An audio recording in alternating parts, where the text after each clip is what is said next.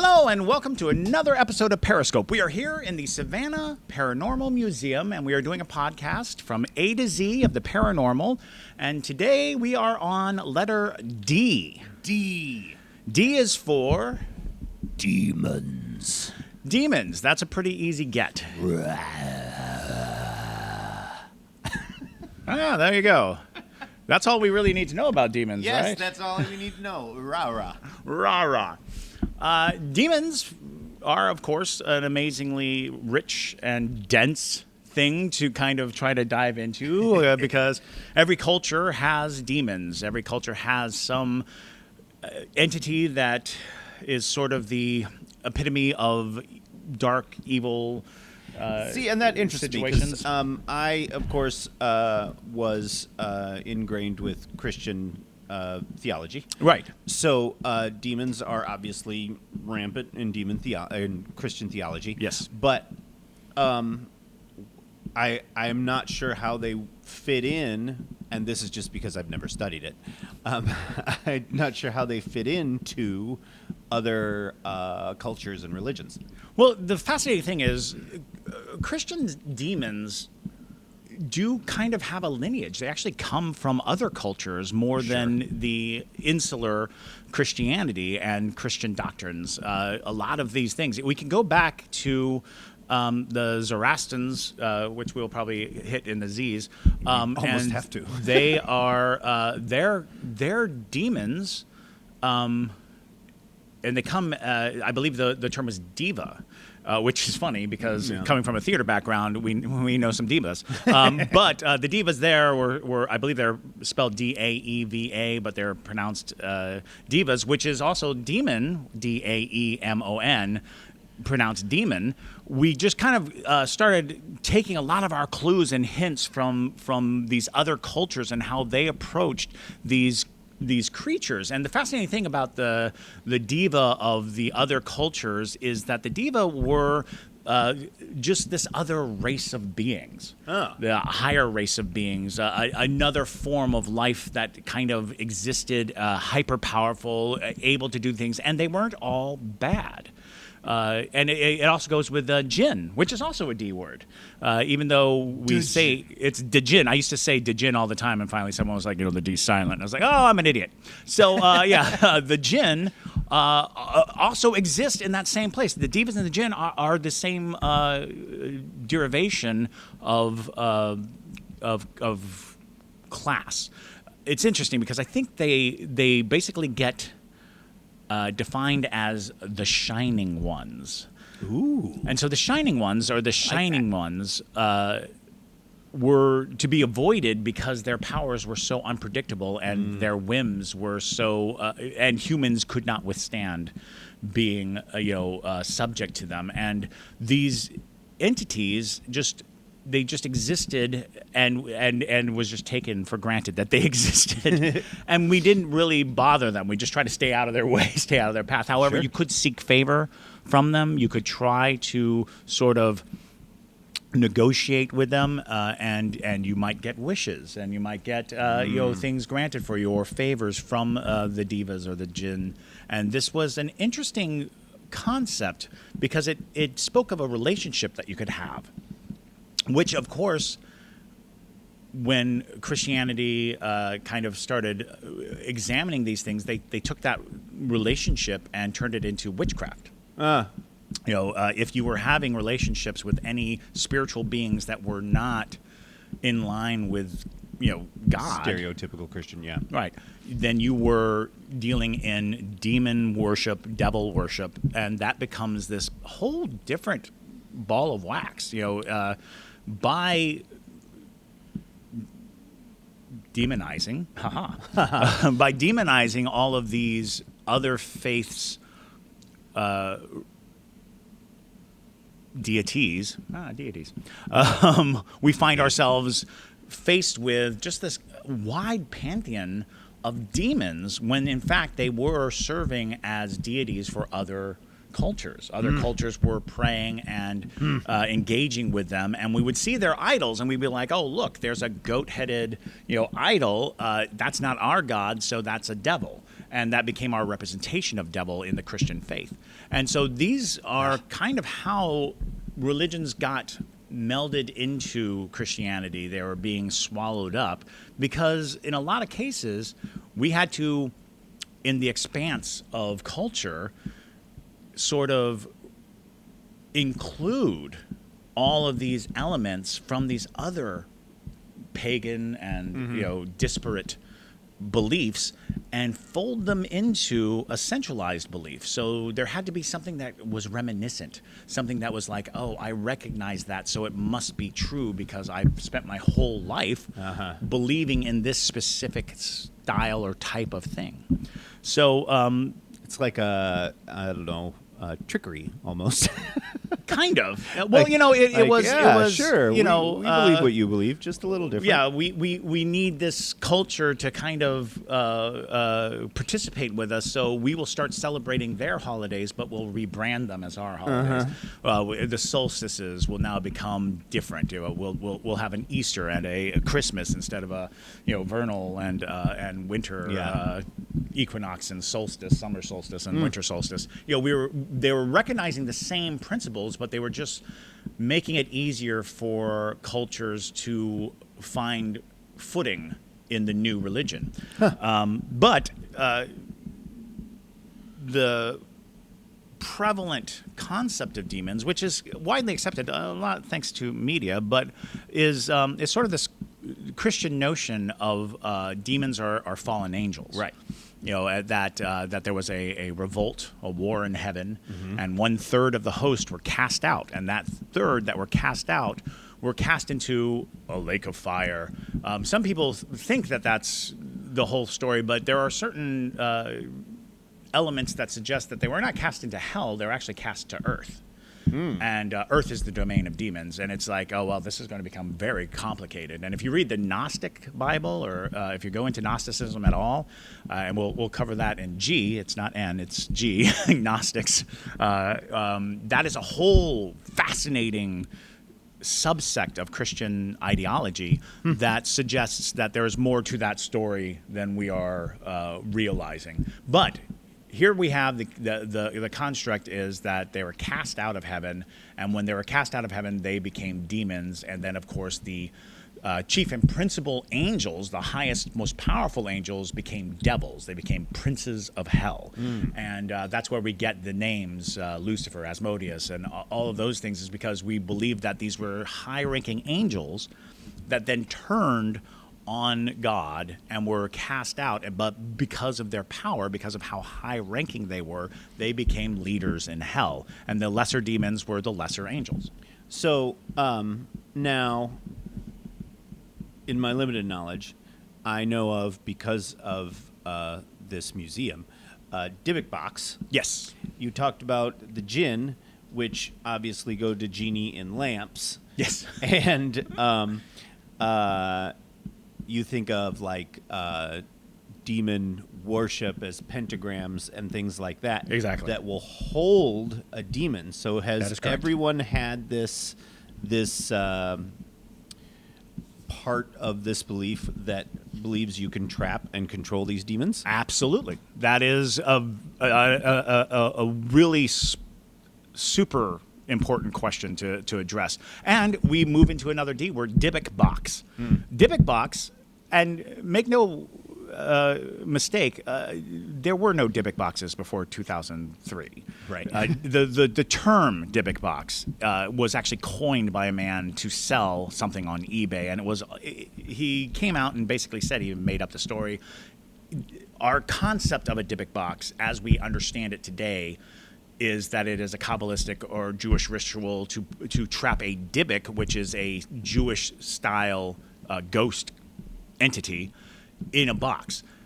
The thing about it is, people have been doing this for millennia. They've been capturing and putting spirits into boxes forever. In fact, even in Ghostbusters, Right. the ghost trap is based on a concept of trapping a ghost in a box. Dan Aykroyd's family is actually generations of ghost hunters. They actually were paranormal investigators all the way back into the 1800s, I believe.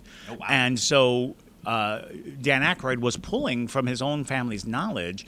And the notion is, and oftentimes it's a pine box, but I think that's because it was like a coffin. Right, You know, yeah. but famously, we put spirits in bowls. Bowls is a big one. I don't know if anybody remembers the Steve Martin movie where he and Lily Tomlin were sharing a Yeah, body. yeah. Put it in a back and bowl. Back and bowl. Put it in the bowl. So there was this notion that you could actually draw spirit into a vessel, and that is super common. As a matter of fact, in certain exorcisms, they'll draw spirits into eggs.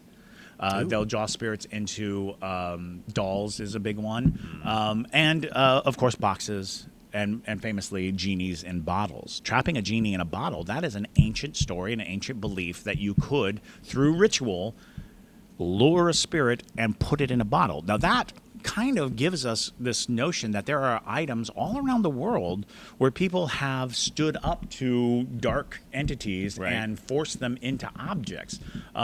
Famously, crystals are oftentimes used.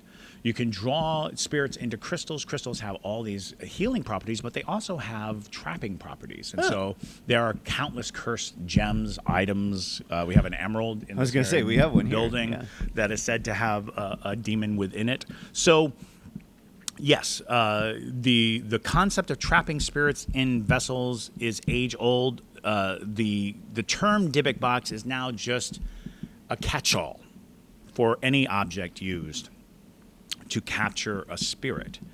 But Dybbuks by themselves were not regarded as these horrifying, terrifying things. They're oftentimes caused when a lover dies, when a partner dies, when somebody you love deeply dies or cares about dies. Dybbuks can be the lingering attachment, the thing that you can't let go of in this world.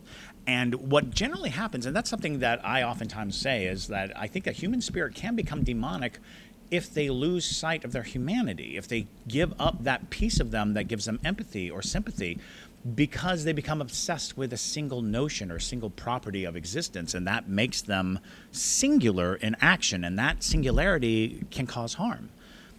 Even if you were left behind with nothing but love for an object, love for a person, let's say, I die and my love for my wife keeps me in this plane, but because I'm so obsessed with that love, I start to ignore the harm that I might do, or I might cause harm in order to achieve closeness to whatever it is I want, and especially if I can't seem to get it, the frustration and the anger and the the fact that my whole existence is reliant upon this singular notion. I think that demonic behavior, harmful and hurtful behavior, can manifest, and that's kind of true when you're alive. True. If you become singular Yeah. in your thought and you don't take into consideration other people's feelings, if you're not empathetic towards other people, then your actions can become evil, even if your motivations aren't. So it is one of those things that often comes up. And the other one is, I tend to believe that there is spiritual energies that are harmful naturally, like fire. Let's say there's a fire burning outside. I go out and I put my hand in it, and my hand gets burned. And I'm like, that fire is evil. And I look at the fire and it's dancing around. I'm like, that dancing around fire is alive. I have to combat it. I have to do something about it. Or I can feed it. I can, worship it. I can give it, branches, and it'll grow. And then I can cook food on it. And I can use it. I just have to be careful, because if it gets on me, it'll burn me. Well, think about that in spiritual sense. There's something out there that if you get involved with, it can burn you, can kill you. But if you treat it just right, if you approach it with enough caution, it might actually serve you. It might actually give you things. So I think that's where you get the demon worship and witchcraft and these things that are more aligned with the idea of placating these forces and these energies. Right. I don't think there's a consciousness behind it. I think that it is just learning how to cook with fire. Well, this brings me to the next question I was going to ask. I grew up in the 80s, as you did, and there are plenty of horror movies about people summoning demons. In fact, it's a trope. It is a trope. In which they summon a demon to control, and of course can't, and havoc is wreaked. So here's my question. Do you know of any stories in which somebody has successfully controlled a demon and done good with it? Is there such a thing?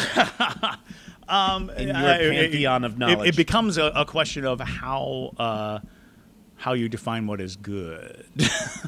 We're getting because there's metaphysical here. Right. Well, there's a lot of stories Sure. of people conjuring and controlling demons and not suffering as a result of their contact with these entities. In the real world situations, the one that immediately comes to mind is Aleister Crowley. Aleister Crowley was a self-proclaimed wizard, sorcerer, supreme kind of guy, and he was roaming around in the early 1900s, and he was said to have consistent and regular contact and communication with demonic forces. He created his own kind of religion, the Temple of the Golden Dawn, and he seemed to be hyper resilient in every occasion. He was not. He did not befall tragedy after tragedy because of his association with demons.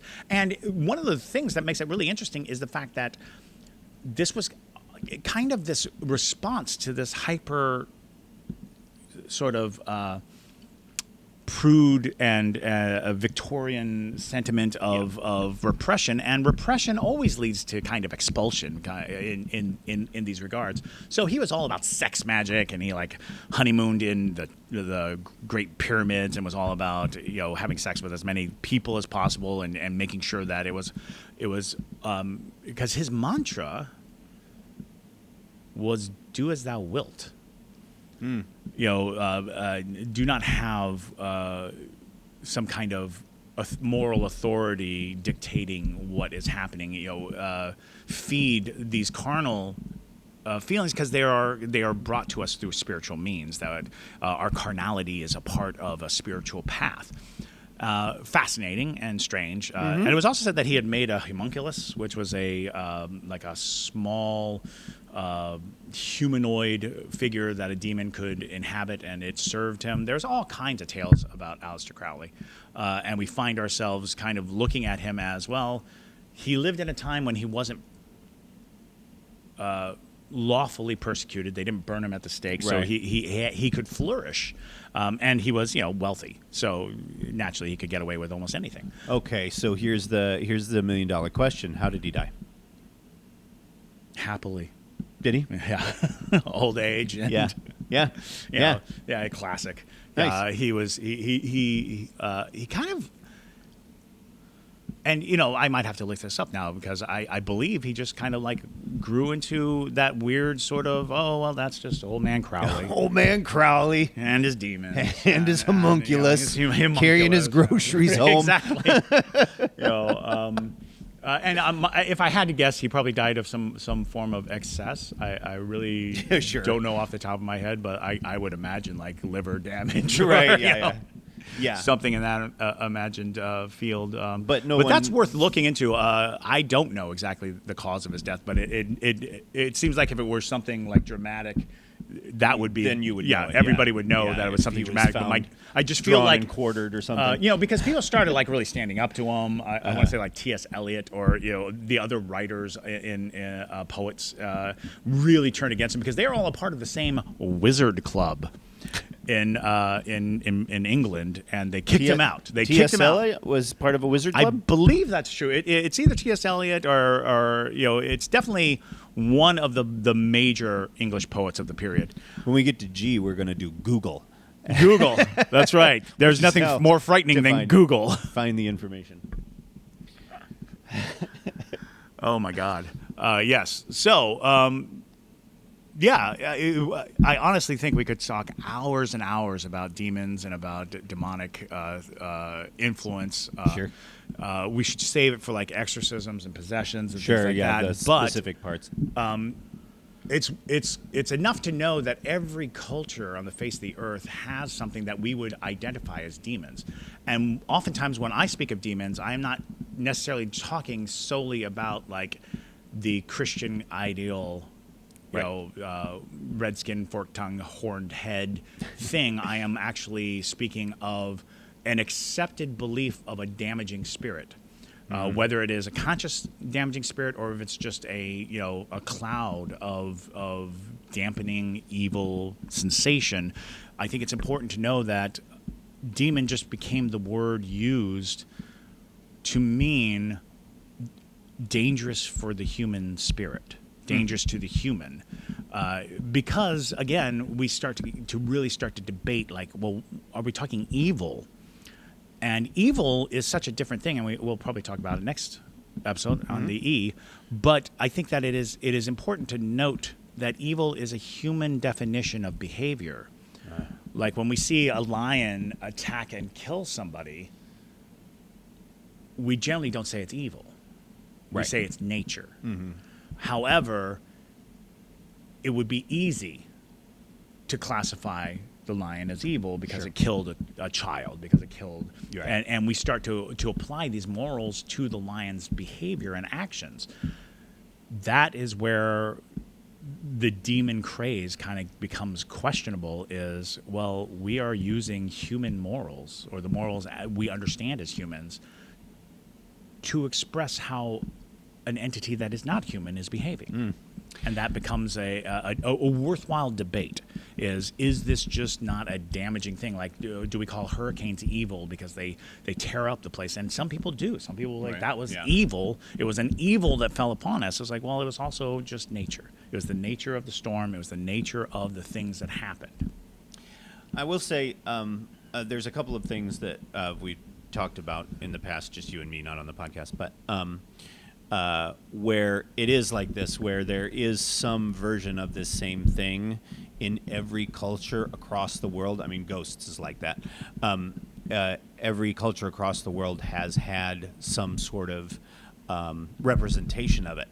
And that's the thing that just makes you pause and go, okay. Right. Yeah. When you have such disconnected cultures all reporting the same thing, Right. you start to realize, well, at the very least, the human consciousness is capable of containing these mysteries Right. in the same box. Yeah. And it's like, well, then let's take a look at that box. How did that box come to be, and why is it so similar in all these different cultures? Why do the Japanese have these oni, and the Middle Easterns have the jinn, and and then we have the demons? Why do we recognize these non-human entities that have such adverse effect Right. on our fates? Yeah.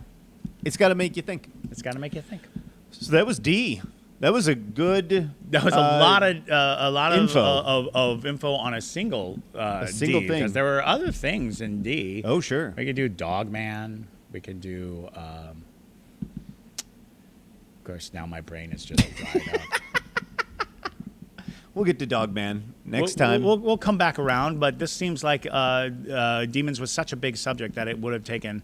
And again, we could continue to talk about them for a long time. Yeah. And just the Christian idiosyncratic demon, and not the world definition demon. Just the, if I just sat here and read from an encyclopedia of demons, it would be insane how many named demons there are, Right. and how many responsibilities they have, because demons seem very busy. They all have characteristics and jobs, and they have to, I am the specific demon here to tempt you with a jelly donut. I'm the jelly donut demon. Jelly donut demon. Here's your jelly donut. If you gotta eat it. Want it? Come on. Forget your diet. And truth be told, I don't care if you eat the jelly donut or not. I just gotta tempt you. Job's a job. Yeah, job's a job. It's what I do. So yeah, it's very bizarre how detailed the pantheon of demons really gets. But we are trying to keep these kind of snappy. We don't necessarily want to burden you with too much information. This Yeah. is an overview. It is not a deep dive. If you want deep dives, you can absolutely find many resources, lots of great books on the subject. There is an encyclopedia of witchcraft and demonology, which is fantastic. Now and- we've got to do a spin-off podcast called Periscope Deep Dive. Oh yeah, Periscope deep dive. That's Where actually we- a good idea, because every now and then we're going to run across something that we're going to want to spend a lot of time Yeah. on singularly. Singularly. Singularly, I think is No, more yeah. correct. I don't know. Singularly. I just It like doesn't the matter. word. We will probably be coming across these things, because I was not prepared for today. And demon, actually, I could still go on and we could still have this conversation. But I think that that we've reached the end of our time today. Thank you so much for joining us. Thank you for joining us. Was that your demon voice? Demon. Thank you for listening to Periscope. Oh, that's going on TikTok.